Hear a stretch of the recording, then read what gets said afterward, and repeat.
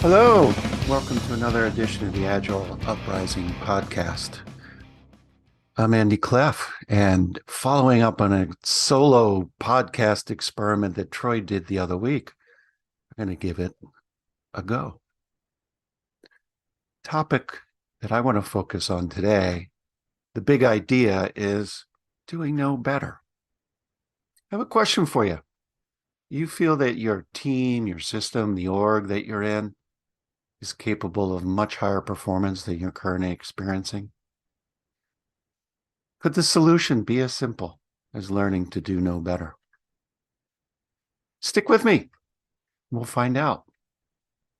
Grab some paper and pencil, some sticky notes, maybe a Sharpie, whatever you like, and play along with me.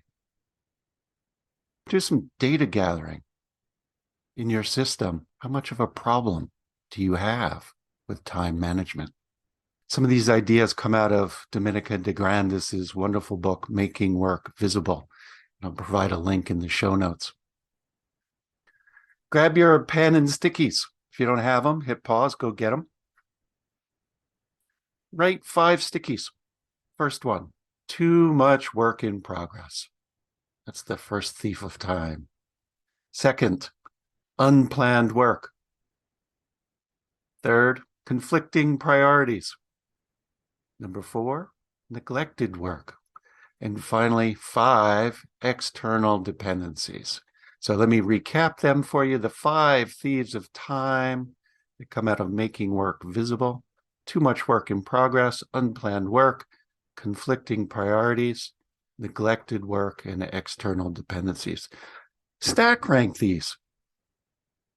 And if you don't really have a clear picture, leave these out for the next week or two and put a hash mark anytime you experience one of these thieves. Done this with groups and pretty much consistently see the same thing. Few people have zeros for any of these. Many people have too much work in progress, unplanned work, conflicting priorities. All these point to a common issue: time, that non-renewable resource. While a team, if you're in software, can roll back a code push that didn't go well, refactor a feature that didn't quite hit the mark, they're all hypotheses anyway. The one thing none of us can recover is lost time. Those bandits, they steal our team's joy as well as our time. So I give you a challenge. If you could make a 1% improvement every day in reducing the impact any one of those thieves have, just 1% per day, every day of the year, think of the compound interest. We're not talking 2x. We're not talking 10x. We're talking 37x improvement. Once you've got a clear picture of these thieves of time, think about them. How do we let them into our system? These bandits, what decisions are we making that allow them to persist? There's a great book by McKeown called Essentialism. I wanted to share with you a quote from it that I find helps me unpack the answer to why do we allow these bandits to exist?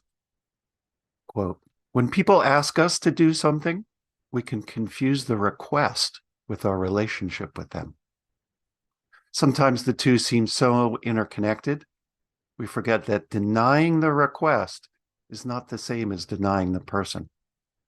Only once we separate the decision from the relationship can we make a clear decision, and then separately find both the courage and the compassion to communicate it. I'll put a link to Greg's book in the show notes.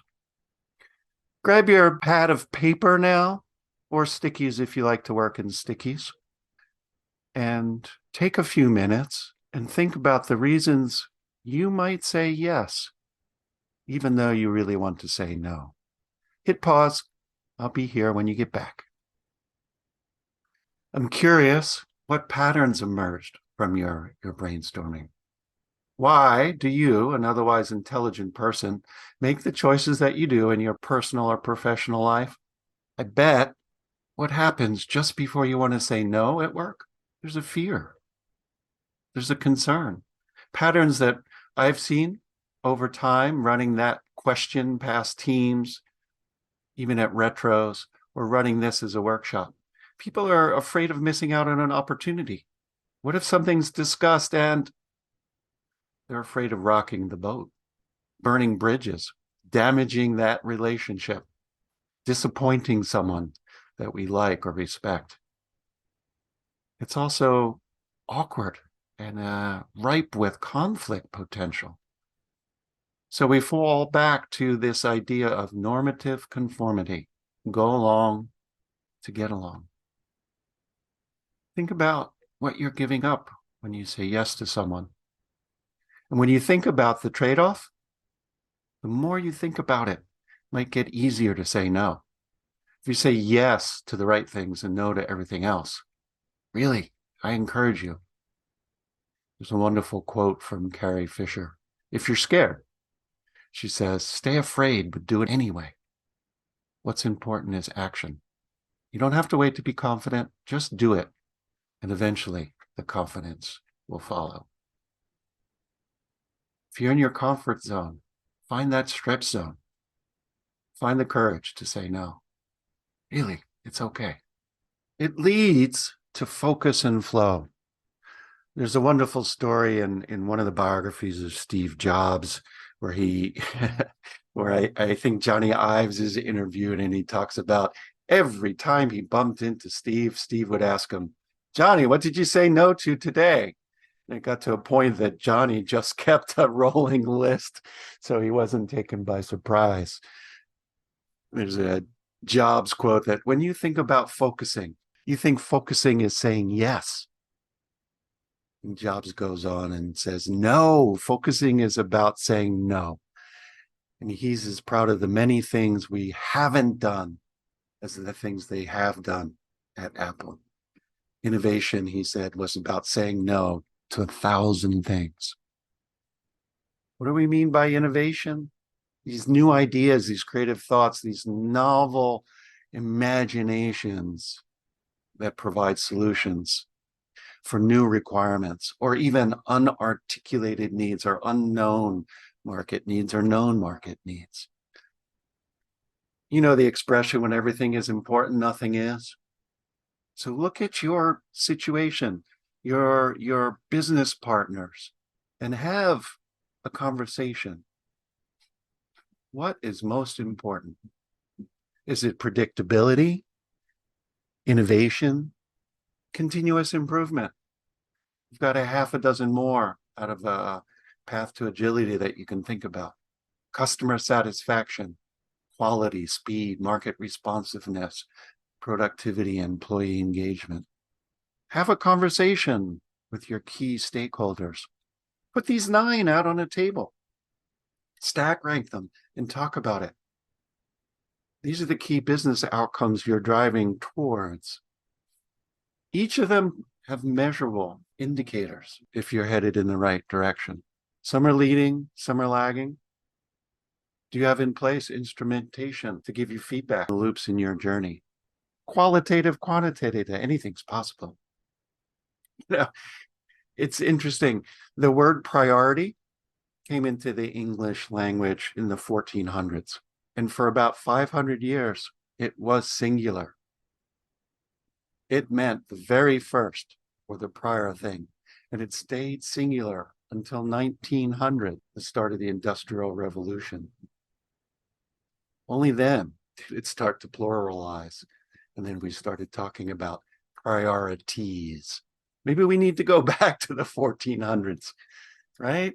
I think your organization, I think your system, your team, I think you are capable of much higher performance than you're currently experiencing.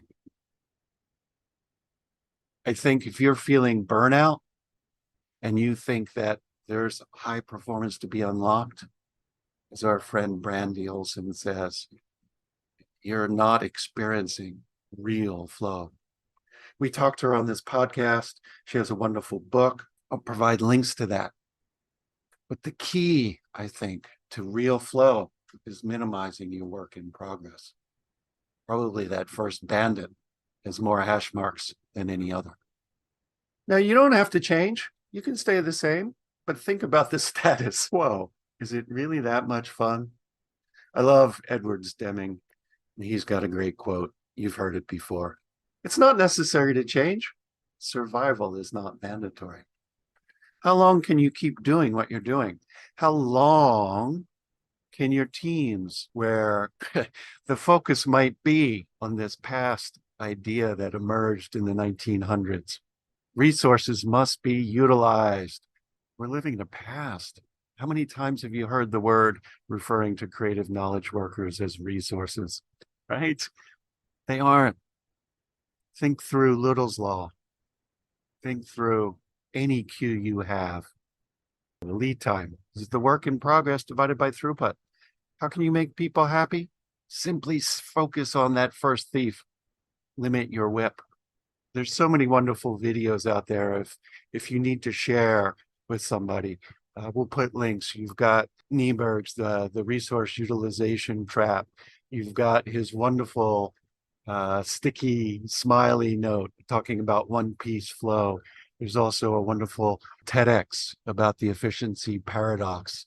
And if you haven't watched any of these 3 short videos, look for the links in the show notes. Share them with your team. Share them with your leadership. Share them with your stakeholders. I see aha moments going off. They're like, oh, so that's why things take so long. There's other games that if you're a coach or a facilitator, you've used the penny flip game that talks about batch size and the importance of making it smaller. And there's other games that talk about context switching and the penalty there. Jerry Weinberg did a study. I forget the dates, but it's so easy to demonstrate with any task switching experiment. Counting cards in a deck. My colleague Jenny Tarwater, shout out Jenny, has a wonderful thing that we use oftentimes. And every time we have the same output, switching between 2 simple tasks, such as writing numbers and letters back and forth, we see a 20% drop in throughput. Just 2 simple tasks. Go to 3, you see 40. Go to 4, 60. Go to 5 context switches, 80%. You spend more time losing than you do producing in context switching. High work in progress delays ROI, delays joy. You all know this, but we do it anyway. So what's the solution? I come back to, it's simple.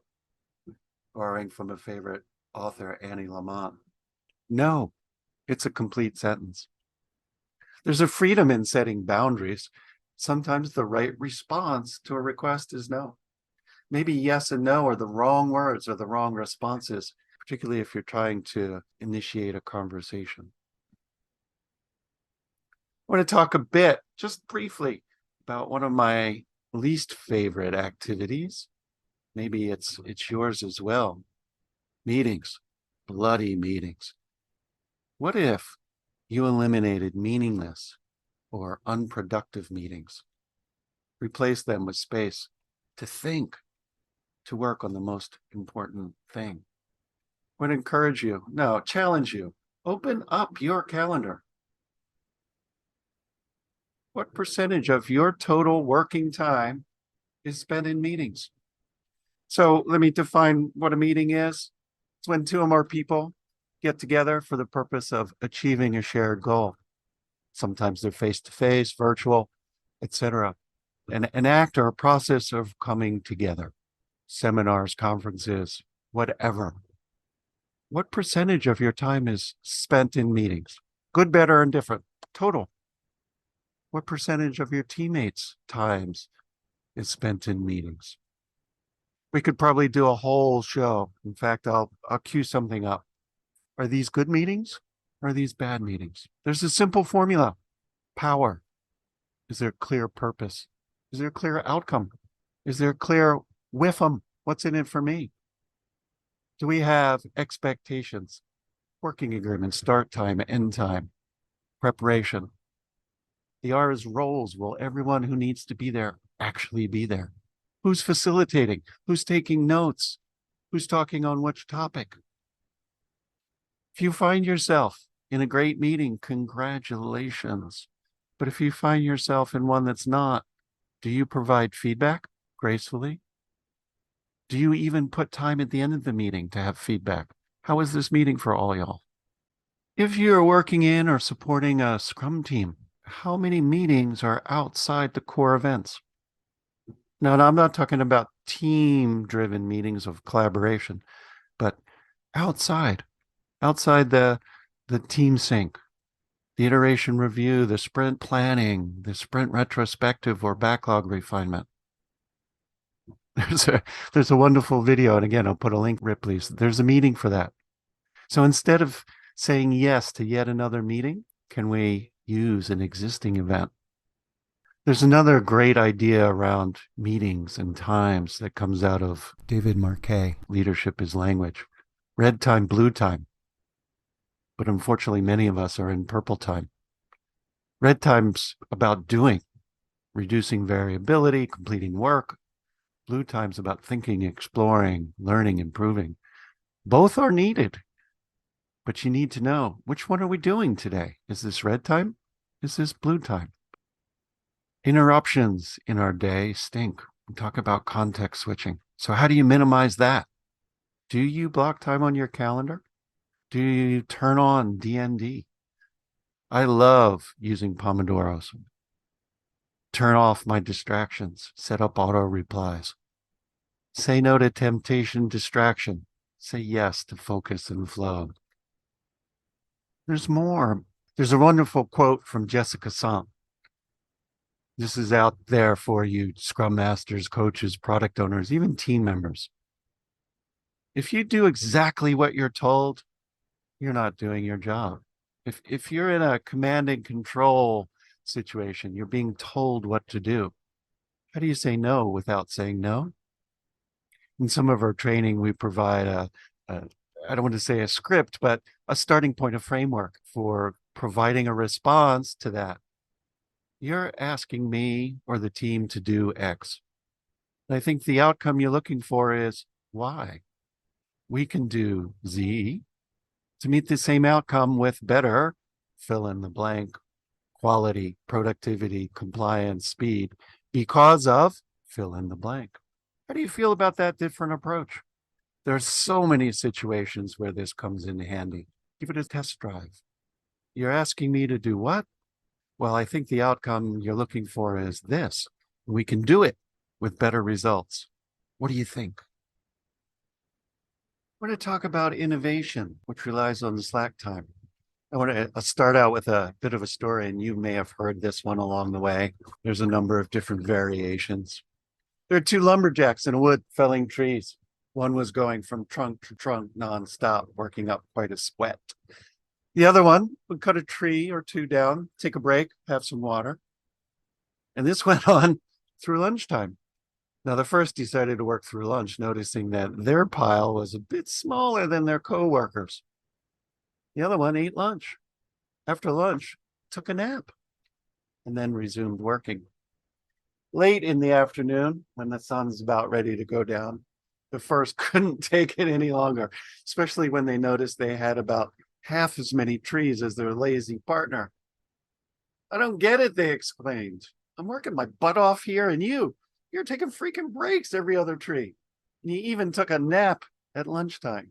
And yet, they pointed to the trees. The other lumberjack laughed.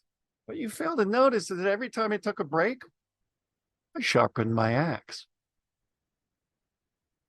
This is where Scrum Masters coach need to step in.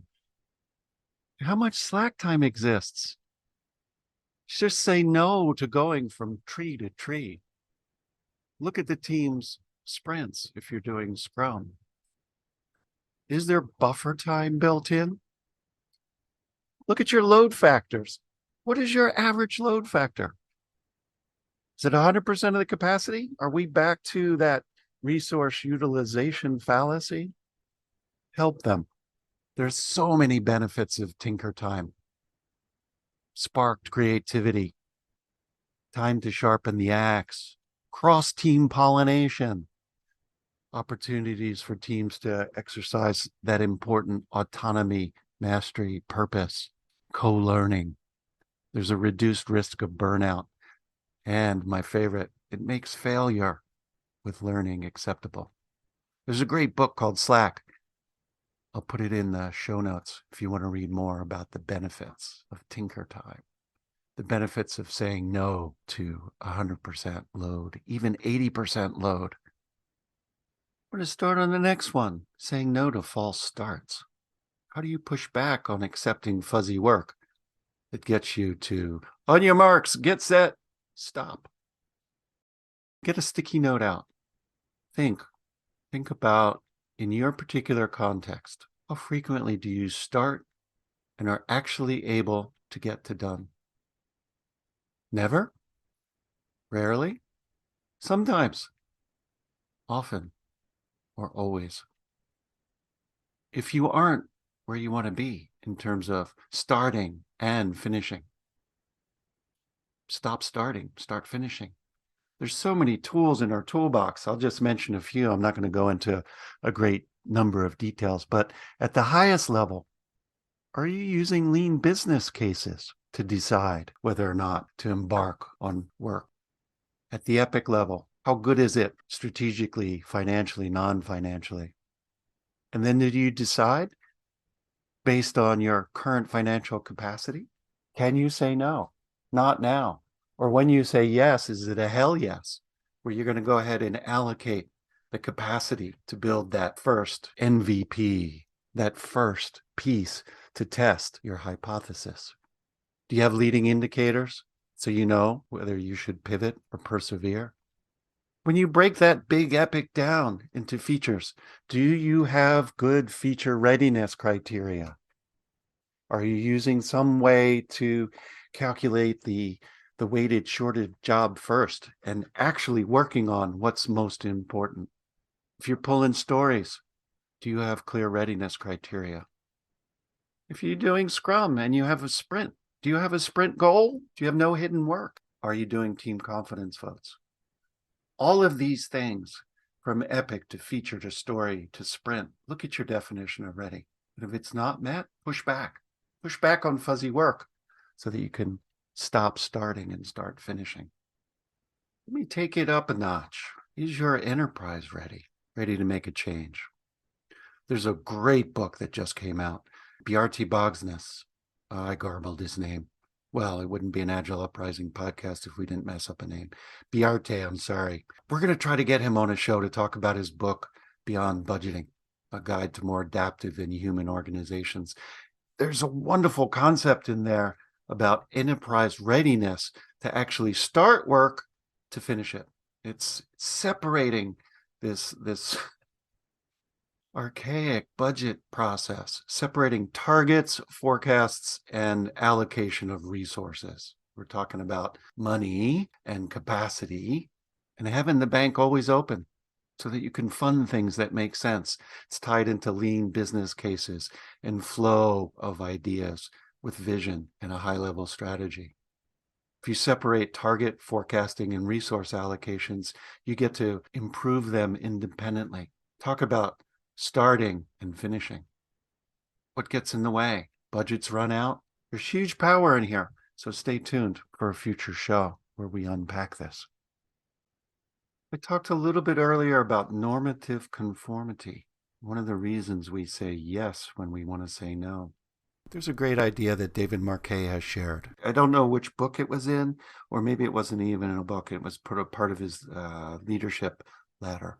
He talks about avoiding conformity bias, avoiding groupthink, using clean, open-ended questions, not a binary, are you sure? Which forces a yes or no. And honestly, is that the right question? Depending on who's in the room, who goes first, you get groupthink, you get conformity bias. If the hippo said yes, I better say yes too. Marquet's method is pretty straightforward. To ask questions, challenge assumptions, to break that conformity bias. Avoiding binary choices. Instead of saying, are you sure? Ask, how strongly do you feel? How strongly do you feel that we should include this feature? That we should delay the release? What's the probability that this assumption will come true? He has a wonderful deck of probability cards that we use. Similar to planning poker, everybody gets a deck of cards. It's not modified Fibonacci's, but it's 1, 5, 20, 50, 80, 95. And you ask a question, or you pose a question, the issue, a proposal. And then you formulate questions about it that can be answered with, how sure are you about? And then to avoid anchoring bias, everybody pulls a card and plays it at the same time. How sure are you about? And the interesting part, just like in planning poker, it's in the outliers. I'm a 20, you're an 80. What do we see differently? It's a great way to avoid the simple yes-no dilemma and avoid groupthink. I'll put a link to Leadership Nudge about avoiding groupthink, avoiding binary questions. Make it a probability discussion. That's a lot. If your brains aren't full, stick around. If you need a break, hit pause, come back later, because I've got more ways to say no. I came across the scientific guide to saying no, how to avoid temptation and distraction. It's really a wonderful study, and I'll put a link into the show notes. There's this concept that came out of it that was really great. The authors were exploring the power of the words we use and the feedback loops that our brains create that impact our future behaviors. And they explored a simple word change. I can't versus I don't. So think about it. Pick any question, any offer. Oh, wait. Write it down. Shall I have another cookie? Shall we accept that fuzzy story? Now ponder the two responses. We can't have another cookie. We can't take that story. Or we can't say no. It's not so much a choice. It's a restriction being imposed, undermining agency. We can't say no to that meeting. Now let's flip it around. We don't. It's an empowering way to say no. It expresses a choice and an affirmation of determination and control. Sorry, we don't accept meeting invites that aren't part of our core ceremonies.